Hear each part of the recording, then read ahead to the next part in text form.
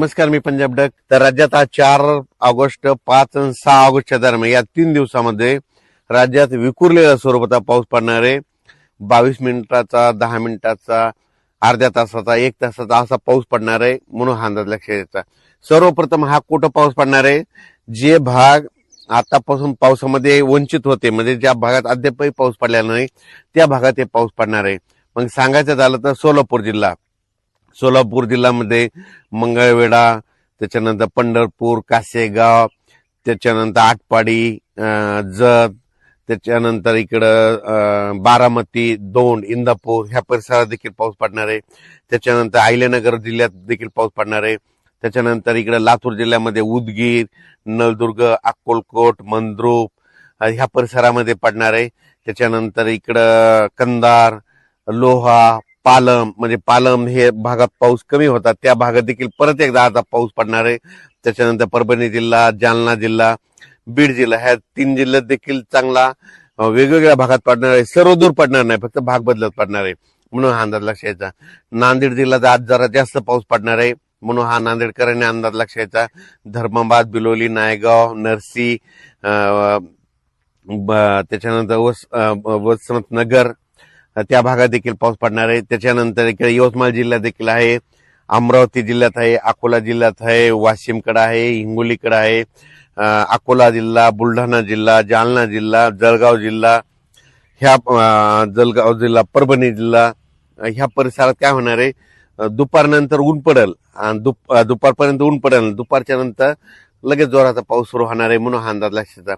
आणि मुंबई कोकण पट्टीचा म्हणजे ते पालघर पासून ते इकडे रत्नागिरीपर्यंत, गोव्यापर्यंत ते पाऊस सुरूच राहील. त्याच्यामुळे पुणेकडे देखील सरी सुरू राहते. घाटमाथ्यावरला पाऊस आज जोर धरणार आहे म्हणून हा अंदाज लक्षात यायचा. मुंबईला देखील पाऊस सुरू होईल, नाशिकला देखील पाऊस येईल, संगमनेर, अकोलेकडे पडेल. त्याच्यानंतर नंदुरबार, धुळेकर सरी येतील, काही ठिकाणी रिमझिम पाऊस येईल. आणखी 3 दिवस मध्ये राज्यात असाच विखुरलेला स्वरूपाचा पाऊस आहे. सर्व दूर नाही पण पाऊस येणार आहे म्हणून हा लक्षात.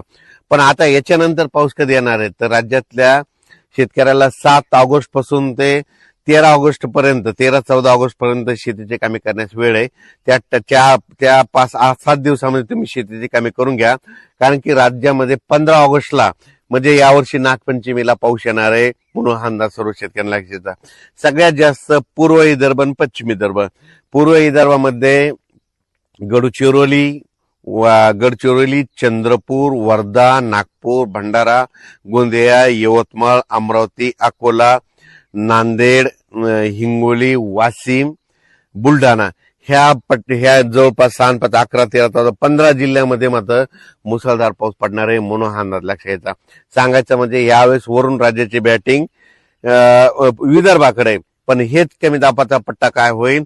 आता जसा पाऊस गेला तसा इकडे लगेच पुन्हा जालनाकून जळगाव, नंदुरबार, धुळे, नाशिककडे परत जाणार. मग त्याच्यानं परत नाशिककडे देखील उत्तर महाराष्ट्राकडे जोरदार पाऊस पडणार म्हणून परत पुन्हा गोदावरी नदीला पाणी येणार. आणि योगायोगाने तुम्हाला एक सांगू इच्छितो की जायकवाडी धरण आहे आजच्यानं 90% भरलंय. तर तुम्हाला सांगतो 90 आणि 93% झाल्याच्या नंतर ते सोडणार आहे.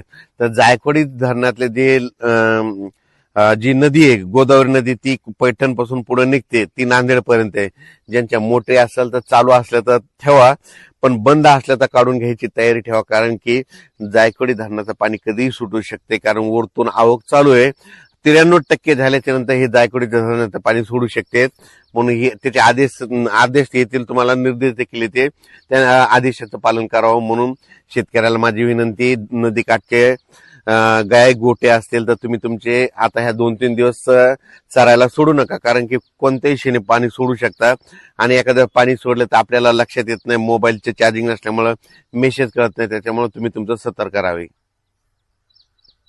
त्याच्यानंतर सगळ्यात सांगायचं झालं तर ह्या पावसामध्ये 200 मिलीमीटर ते 250 मिलीमीटर पुन्हा एकदा पाऊस राज्यात पडणार आहे. ते 15 ऑगस्टच्या दरम्यान म्हणजे 15, 16, 17च्या दरम्यान ते पूर्व विदर्भातच पडणार आहे. म्हणजे नागपूर जिल्ह्यात देखील 200 मिलीमीटर पाऊस पडू शकतो. वर्धा, चंद्रपूर, नागपूर, यवतमाळ, अकोला, अमरावती. पुन्हा विशेष म्हणजे त्यानंतर अमरावती जिल्ह्यामध्ये मोर्शी एक तालुका आहे, त्या भागात मोर्शी, उरुड तिकडे थोडाफार या पट्ट्यात पाऊसच पडला नाही. तर मोर्शी तालुक्यातल्या सर्व शेतकऱ्यासाठी आनंदाची बातमी की तुमच्याकडं ह्या पावसामध्ये 15 ऑगस्टचा जे पाऊस आहे ना त्याच्यामध्ये चांगला पाऊस पडणार आहे, मुसळधार पाऊस पडणार आहे, वडे नाले देखील खळखळ वाहणार आहे, म्हणून हा अंदाज लक्षात घ्यायचा. जळगाव जिल्हा बुलढाणा जिल्ह्यातल्या सर्व शेतकऱ्याला सांगू इच्छितो, आता जसा पाऊस पडला परत एकदा तुमच्याकडे एकदा जोराचा पाऊस येणार आहे, म्हणून हा अंदाज पूर्वकल्पना म्हणून तुम्ही तुमचं शेतीची कामे करा, शेतीची तयारी करून ठेवण्याची तयारी ठेवा.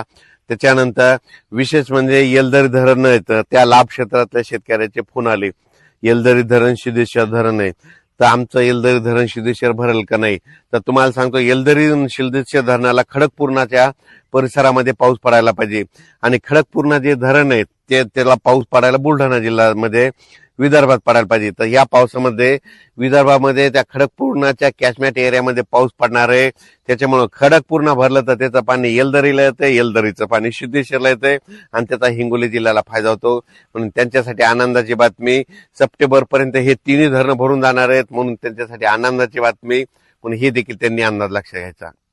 कोकणपट्टी घाटमाता, मुंबई पुणे नाशिक इगतपुरी, अकोले संगमनेर आणि इकडं कोल्हापूर त्या तिकडला आणि महाबळेश्वर त्या पट्ट्यातला पाऊस मध्ये आज ह्या 3 दिवस आणखीन जोर धरणार आहे, म्हणून हे लक्षात यायचं. 7 तारखेच्या नंतर ते देखील जोर ओसरत, पण त्याच्यानंतर परत 15 ऑगस्टला पुन्हा परत पाऊस सक्रिय होणार आहे, म्हणून हा अंदाज लक्षात यायचा. तुम्हाला सांगतो, यावेळेस नागपंचमीच्या वेळेस पाऊस येणार आहे, गणपती आगमनाच्या वेळेस गणपतीच्या त्या 9 दिवसामध्ये देखील पाऊस येणार आहे, दसऱ्याला देखील पाऊस पडणार आहे, म्हणून हा अंदाज सर्व शेतकऱ्यांना लक्षात यायचा. तसेच तेलंगणातल्या शेतकऱ्यांना सांगू इच्छितो की आजच तेलंगणामध्ये जवळपास 4 ऑगस्ट 5 आणि 6च्या दरम्यान तेलंगणा, धर्माबाद, आदिला, डोंगरी तहसील तिकडे देखील पाऊस पडणार आहे, म्हणून अंदाज त्यांनी लक्षात द्यायचा. कर्नाटककडे देखील आज बऱ्याच भागामध्ये विखुरलेल्या स्वरूपाचा पाऊस पडणार आहे, म्हणून कर्नाटकच्या शेतकऱ्यांना अंदाज लक्षात द्यायचा. मध्य प्रदेशकडे मात्र खंडवा, उज्जैन, इंदोर त्या परिसरात मात्र 15 ऑगस्टच्या नंतर मुसळधार पाऊस पडणार आहे, म्हणून त्यांनी देखील अंदाज लक्षात घ्यायचा. आता देखील तिकडे मध्य प्रदेशकडे पाऊस पडणार आहे. त्याच्यानंतर गुजरातला मात्र पुन्हा एकदा पावसाचा फटका बसणार आहे, म्हणून हा अंदाज लक्षात घ्यायचा. आणि राज्यात मात्र परत एकदा अतिवृष्टीसारखा पाऊस काही जिल्ह्यात पुन्हा एकदा येणार आहे 15 ऑगस्टच्या दरम्यान, म्हणून हा अंदाज सर्व शेतकऱ्यांना लक्षात द्यायचा आणि आपण आपल्या शेतीची कामे करायची. धन्यवाद.